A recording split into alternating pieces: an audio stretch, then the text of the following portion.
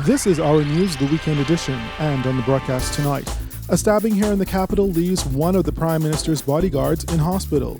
Plus, aside from the public hospital authorities' shift change, nurses are airing other grievances. And will a mediator be needed to intervene in the standoff between the PHA and the nurses' union?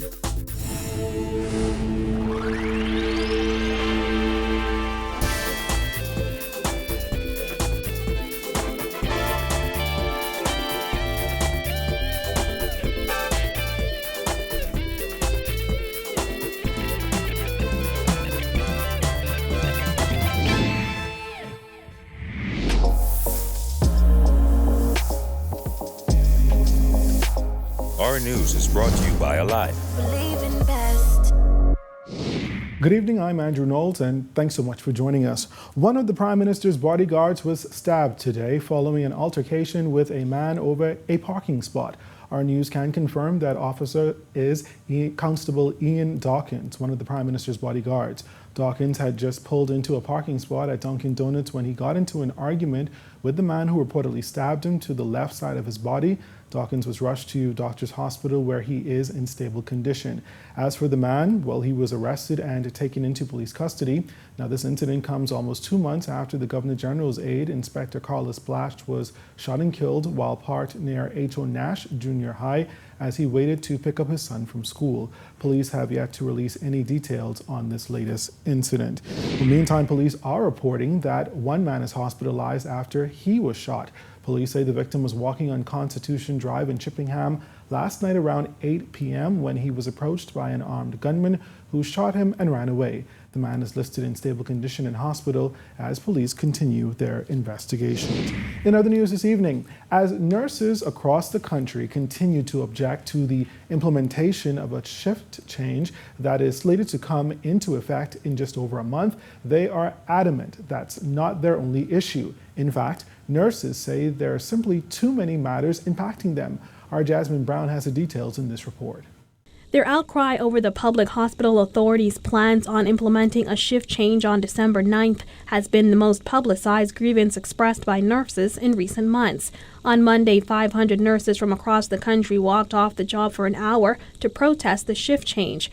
2 days later, following an unsatisfactory meeting with the Public Hospitals Authority, dozens of nurses marched from the General Post Office on East Hill Street to the Ministry of Health on Meeting Street in protest of the system.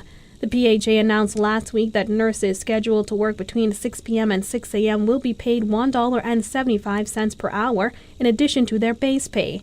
The Bahamas Nurses Union believes the $1.75 premium is insulting.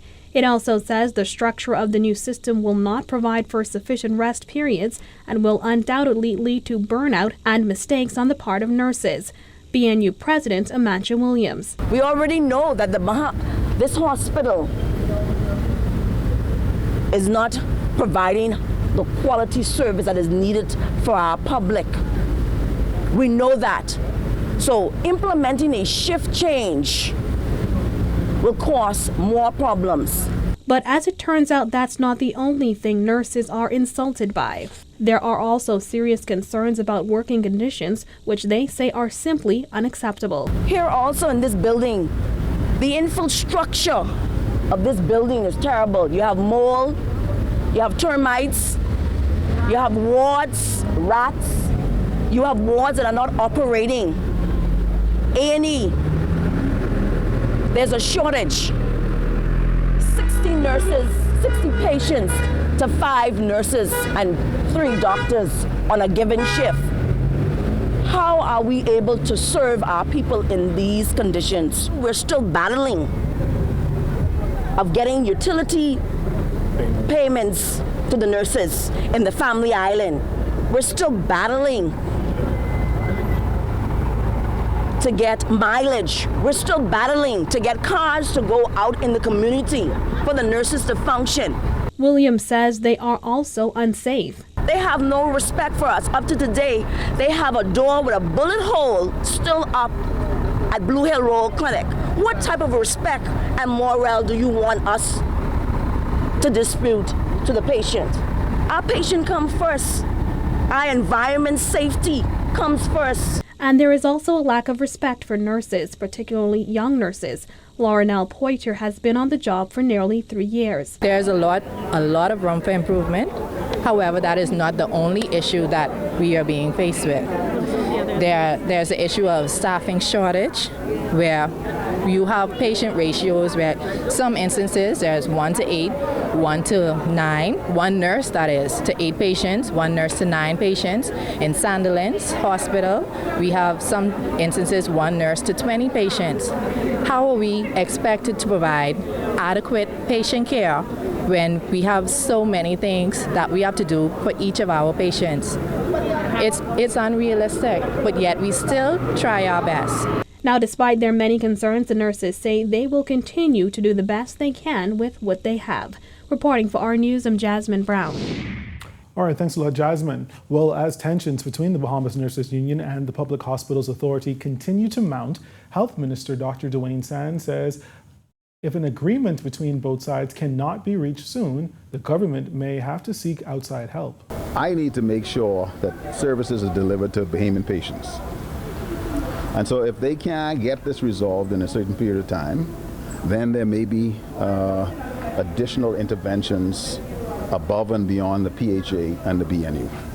Relations between nurses and the PHA broke down earlier this year when more than 200 of them called in sick over staffing and other issues. The union threatened industrial action several times. A strike vote was taken on June 7th, during which time 377 nurses voted to strike while 7 opposed. The Department of Labor has failed to honor the vote, saying nurses on some islands did not get an opportunity to vote. On Wednesday, dozens of nurses marched to the Ministry of Health in protest of the new shift system that is slated to be implemented on December 9th. Hundreds of nurses also walked off the job on Monday. Sands says officials are taking the nurses and their issues seriously.